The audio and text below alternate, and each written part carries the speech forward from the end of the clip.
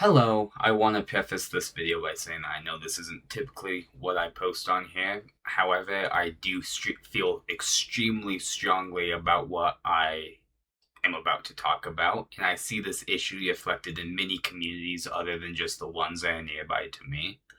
I am going to be talking about data centers and how they can and do pollute water, albeit irrigation or in some cases drinking water in communities. It's a issue that I don't think is talked about strongly enough, especially as people are talking more and more about the future impacts of it and not the contamination that happens during the construction process or during the early operating days.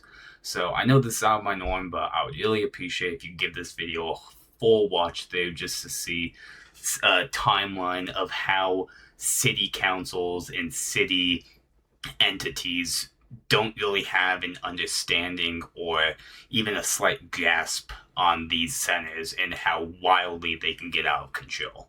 So, thank you for watching.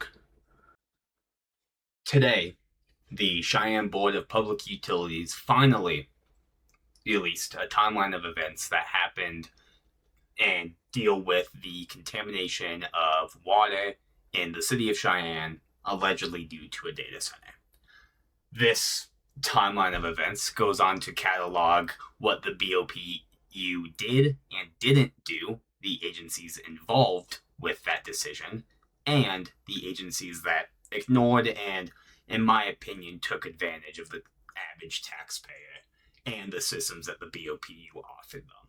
So starting in the 17th of September back in 2025, BOPU staff visited the construction site of the Meta Data Center, forefronted and owned by Goat Systems LLC, to learn about their fill and flush system that they want to implement. They then went on to educate subcontractors and contractors about proper use of pre-treatment and requirements of authorizations to discharge. They also requested a list of chemicals that would be used in this process. On the 12th of December, BOPU then visited the data center once again to inspect the layout of the fill and flush system and to inspect the accessibility of the sampling hole. BOPU looked through many different things like storage tanks and pump systems, and they ultimately left satisfied. On the 7th of January, Nowco Waters, which is a subcontractor through Fortis Construction, provided an email to the BOPU with a sample result of the water sample collected after quote-unquote full chemical cleaning of the closed-loop cooling system, which was representative of the wastewater to be discharged within the BOPU sewer system. BOPU reviewed these results and believed everything to be within the legal parameters, and this sample also included a certification statement validating these results. On the 15th, 8 days later, BOPU lab staff observed an unknown bacteria with white colonies showing up on petri dishes when looking at coliforms from the Dry Creek wastewater treatment plant and the Crow Creek treatment plant samples. On the 12th, so we bypass a complete month after finding this unknown bacteria. After a month, BOPU then decided to send Wyoming Public Health Laboratory these samples to identify the bacteria. A month after, on the 23rd of February, the results came back from the Wyoming Public Health Laboratory, identifying the white colony as this bacteria. On the 24th, the DEQ, the Department of Environmental Quality, was notified via phone of this bacteria. After the phone call, they sent up an email summarizing the conversation. We skip a couple weeks. We go to the 10th of March when BOPU staff finally started investigating the industrial users with the potential to have discharged this bacteria. Meta Data Center being the forefront because, as it goes on to say, it's standard for them to look at the newest implementation of an industrial user as the forefront of this unknown bacteria.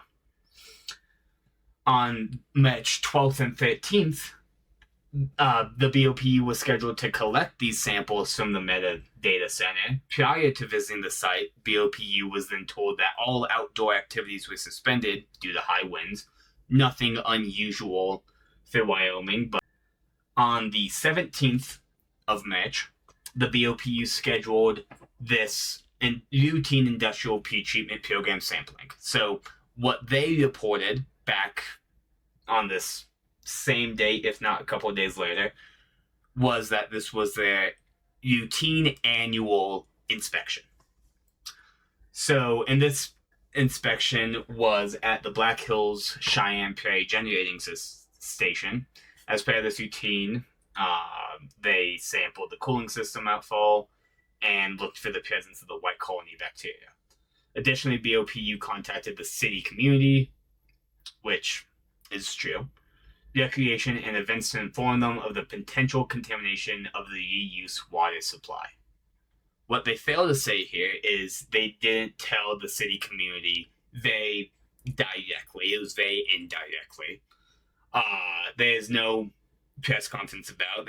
There's no questions really being answered at this point in time, and the extent of it wasn't known at all. One day later, on the 18th, the samples collected from the metadata center, the samples were collected from the metadata center. The pre-discharge storage tank wasn't directly connected to the sanitary sewer system, which is good.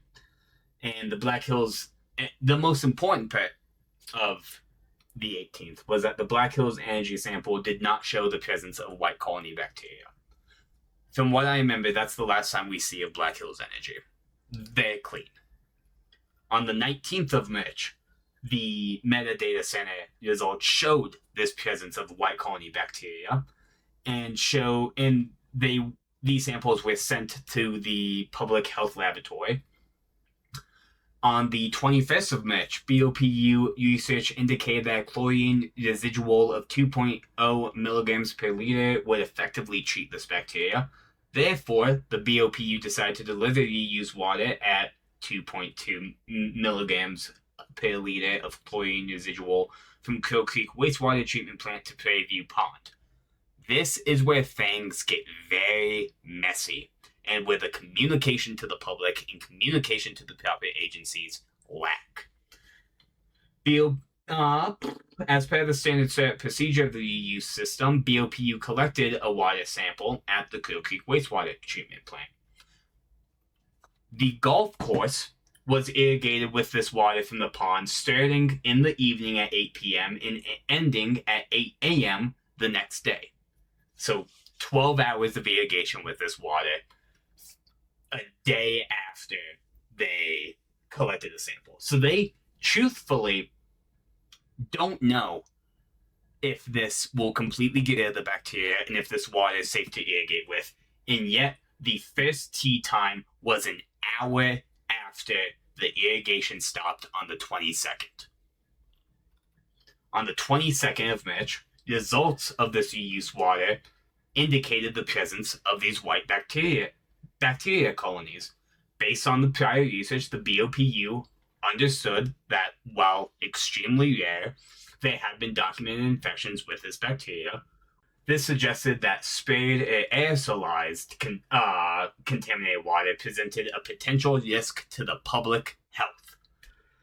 Sprayed or aerosolized, which is exactly what they did on the golf course the day prior, which is exactly from the same place that they found this bacteria from, and yet, on the 22nd, at this time, pumps were shut down. No additional reused water was pumped to the pond. No public comment to those golfers who went and golfed front nine, back nine, all 18. No public comment was given. On the 24th, results from the March 18th samples came back from the Wyoming Public Health Laboratory, which were the samples taken from the data center. And it showed that the metadata center discharge contained this bacteria. The Fortis Construction, which is a subcontractor of Goat Systems, was contacted via phone to stop discharge from the fill and flush process. Via email, the BOPU notified the DEQ and the BOPU board management team of the cease of discharge. After finding out that this water was contaminated, the golf course was then irrigated once again from 8:45 to 11 a.m. on the 24th and 8 p.m. to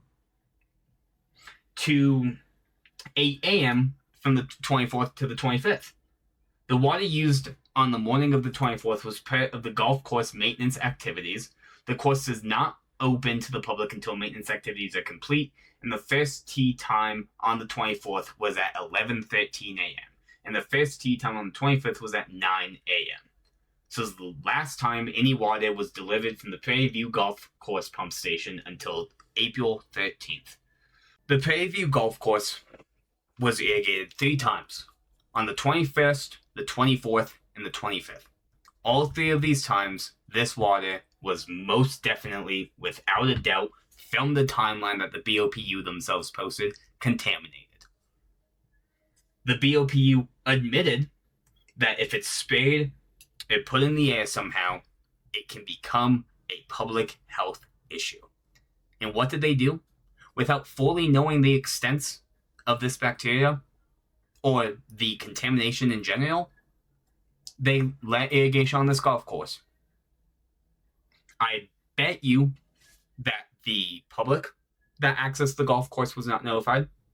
I bet you the maintenance crew, or at least some of them, wasn't notified. And it's very unclear if the golf course in itself was even notified about this. The 25th of March, 2026. This construction company was notified via email to cease discharge. Via email, BOPU Water Reclamation Manager notified the BOPU board members, mayor, and city chief of staff of the cease of discharge. So at this point, they found contaminants, they sprayed it on the golf course, and now they're wanting a cease of discharge. On the 26th, the BOPU staff sampled reused water from the Prairie View Pond for white bacteria colonies. BOPU met with Fortis Construction and one of their subcontractors to discuss the cease of discharge notification. Topics of discussion included possible treatment methods to allow continued discharge of film flush water. At the time, BOPU declined any further industrial discharge, which is the only thing we can clap our hands for the BOPU up until this point. Very limited public comment was made about this. Very limited media releases, if any, were released for this.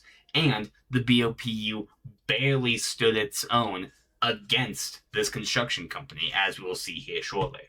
But at least for the time being, the further industrial discharge is out of the question.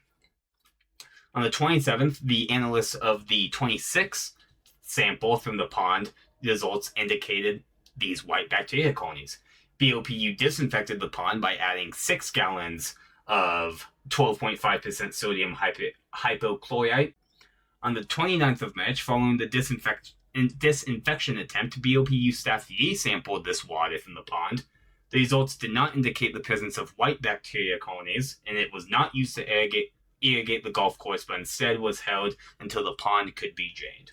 So now all the water from this pond is now being held and is no longer being put anywhere, as it's, even though it didn't test for the presence of white bacteria, they're just being safe.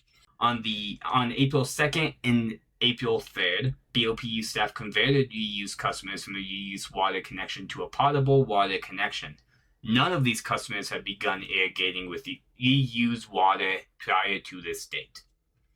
On the 3rd of April, water supply reservoirs were low and runoff had nearly ended.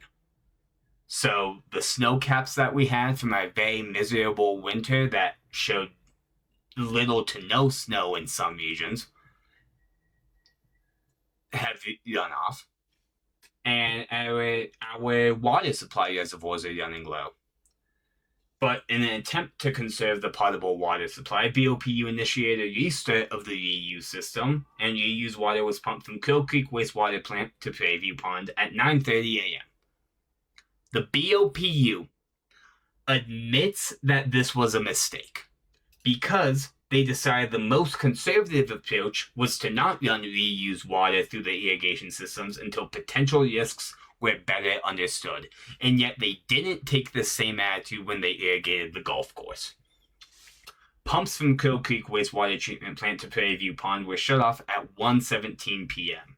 No reused water from this period was sent through irrigation pumps.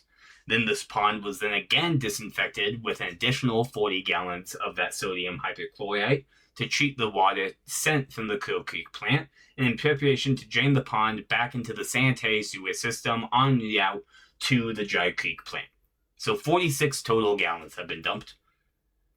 On the 6th of April, results from the 26th of March sample from the pond came back from the public health lab, showing that the colony was not this bacteria they thought it was. In fact, it was E. coli, a bacteria known to be in municipal wastewater. Using pumps, BOPU staff began draining the pond back to the Dry Creek Wastewater Treatment Plant. On the 9th of April, the pumps used to drain the pond were not able to pump the pond completely dry, so the BOPU staff decided to disinfect it with 500 gallons of this sodium hypochlorite to achieve the needed 2.0 milligrams per liter concentration. 546 gallons up to this date. On the 10th of April, BOPU staff sampled the Prairie View Pond Pump Station wet well, pond, and the reused water from the Crow Creek treatment plant for the presence of this bacteria. One day later, on the 11th, the results from the sample tests on the 10th came back, and there were no presence of this white bacteria colonies. However, there's unknown specks that they believe to be sand, particles that were collected in the samples. Out of abundance of caution, BOPU added an additional 6 gallons, and I believe the last gallons of 12.6% sodium hypochlorite, which tallies up to 552 gallons to this date. They added that to the pond and the pump station wet well. On the 12th of April, the golf course and customers east of College Avenue and along 12th Street are the only reused water customers that do not have a separate potable water connection to the irrigation system. Therefore, it can only be irrigated through the Prairie View Pond pump station. The customers along 12th Street are serviced through an additional booster station that supplies water to them. How fantastic! However, the station wasn't online until 10 days after the 12th, so the 22nd. So the BOPU determined that potable water would be used to fill the pond to irrigate the golf course and customer service by the 12th Street booster station. Absolutely no comment was made to these customers and these citizens east of College Avenue on 12th Street, or, to my knowledge, the Prairie View Golf Course, and their water was contaminated with no built-in secondary supply. On the 13th of April, the BOPU notified the City Community Recreation and Events that potable water was delivered to the pond and that irrigation could once again resume. Prairie View Golf Course resumed irrigation through the pond pump station on the same day. On the 14th, the BOPU collected samples at Prairie View Pond and Crow Creek Treatment Plant as part of the standard startup procedure. The results of these samples did not indicate the presence of white bacteria colonies, which the results came a day later. Additionally, chlorine residual was evaluated due to the quantity of sodium hydrochloride introduced to the pond to ensure that the water did not present a hazard due to high concentrations of chlorine, which is, once again, 552 gallons of this 12.5% concentrate. The testing showed that chlorine levels is below what is typically found in drinking water. Say of that what you will. On the 23rd, to further its understanding, BOPU contacted other wastewater treatment plants and wastewater treatment professionals to ask about their experience or understanding of this bacteria. None of them were familiar with this particular bacteria. None of them. So, what does the BOPU do? On the 24th, they attend a meeting with representatives from the Fortis Construction, Nalco Water, which is subcontracted, and Meta/Goat Systems, which is Goat Systems is also subcontracted through Fortis Construction. The meeting was held to discuss the ongoing investigation of the bacteria discovered in the BOPU wastewater system. Outcomes of the meeting included a decision to complete side-by-side sampling event with BOPU and Nalco water, and that film flush water would no longer be received into the water system until further notice. On the 28th of April, side-by-side samples were collected by BOPU and Nalco water from the data center. On the 29th, BOPU results of the 28 samples didn't show presence of this bacteria, and so the BOPU sent it to Nalco. What did Nalco do? They sent it to the public health laboratory, but never sent it to their side-by-side comparisons at the BOPU. On the 30th of April, the BOPU sent April 10th samples from the pump station well, pond, and reuse Crow Creek water, and the March 30th samples from Microsoft to the public health lab. Results were received on the 7th of May, and it showed that the pump well, pond, and wastewater treatment plant and Microsoft did not contain the bacteria, and the white specks observed during testing were not that bacteria. May 7th and 8th, the BOPU collected more samples, and on the 12th, these samples were then given to the public health lab for sequencing. The results from these labs, which were given 2 days later, indicated that all samples were negative for this bacteria. On the 14th, based on the knowledge of data centers that the BOPU has, the EPA invited them to a presentation at the Pre-Treatment Association Conference in Estes Park, Colorado. BOTU engineer manager and water reclamation manager gave a presentation about data centers and their relationship with water and wastewater providers. The presentation included a discussion of the unknown bacteria and other lessons learned regarding data center operation. So while the citizens are stuck in the dark about what's going on because we have yet to get a huge public media release about it, the BOPU sends their higher-ups to go laugh about it in Estes Park. From May 15th to June 12th, the BOPU thought that since this bacteria is naturally occurring and found in soils, that they decided to investigate other areas where within the BOPU system. BOPU collected samples from Sloan's Lake, Peanut Pond, Kiwanis Lake, Lake Apsiaka. So this portion is basically talking about how when they did the analysis of the sampling, the BOPU thought that maybe some cross-contamination got in the way, so then they went to their lab and they updated their cleaning procedures. Results from these samples indicate the presence of white bacteria colonies in all the locations except those at the water treatment plants. Sanitize the entire place, was lower than equipment, and observed, but these results were unexpected due to numerous previous fecal sampling events not containing any white bacteria colonies. BOPU sent it off to the lab, and on the 8th, we got the results. Positive for contamination. In areas like lakes, ponds, and aquatic centers that taxpayers pay for, fund, go to, enjoy, and are backstabbed by the entities that we pay and we put in charge to protect us. Following these results, the BOT immediately met with the public health in Cheyenne. So this portion's basically talking about how when they did the analysis of the sampling, the BOPU thought that maybe some cross-contamination got in the way, so then they went to their lab and they updated their cleaning procedures and preparation procedures to reduce cross-contamination, and that meant that they sanitized the entire place, bought new equipment, and 2 of the contaminants were found out to be like false. These samples collected from Sloan's and potable water sources after the disinfection of the lab and implementation of new labware showed negative results to the white bacteria colonies.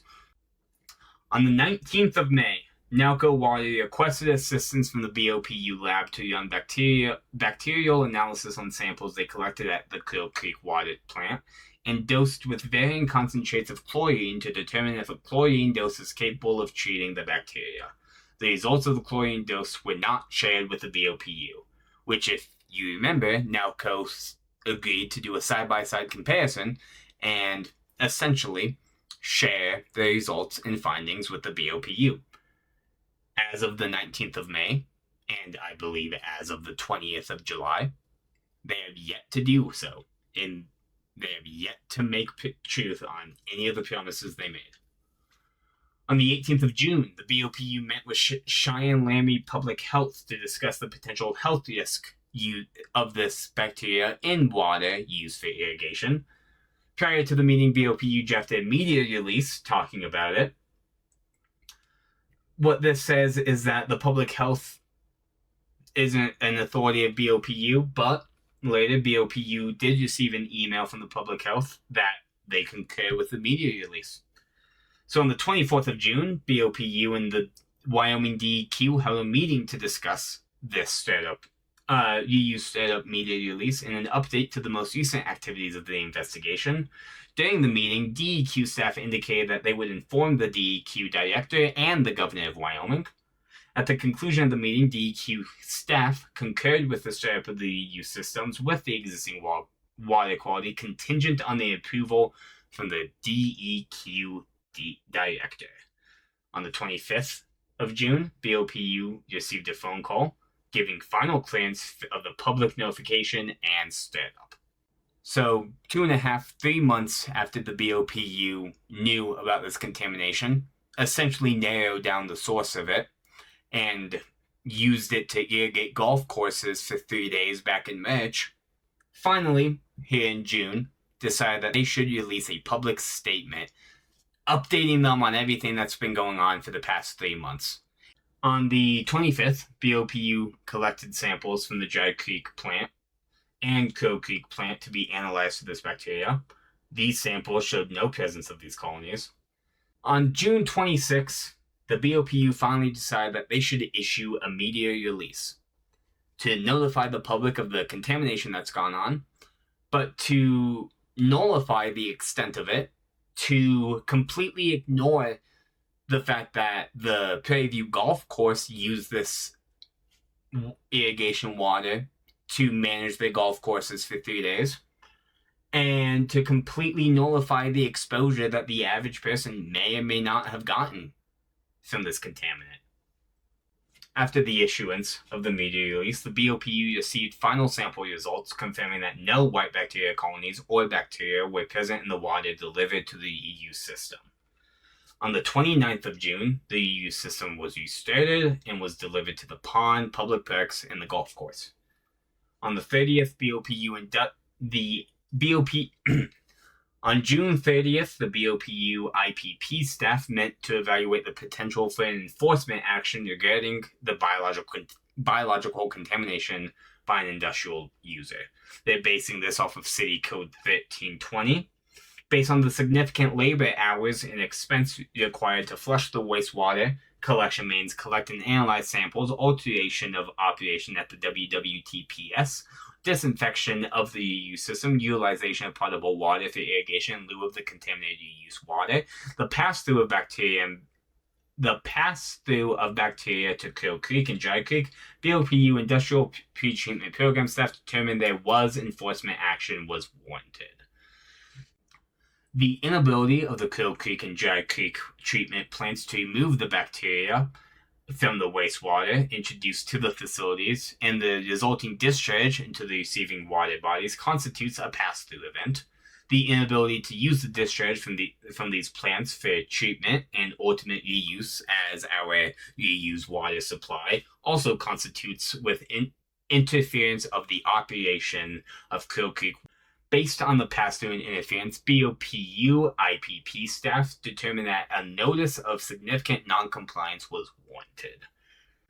Based on the sample collected on March 18th, the biological contamination was determined to be present at the outfall of Meta Data Center GOAT systems During the time of discharge, the facility was operating under a temporary authorization to discharge issued to Fortis Construction.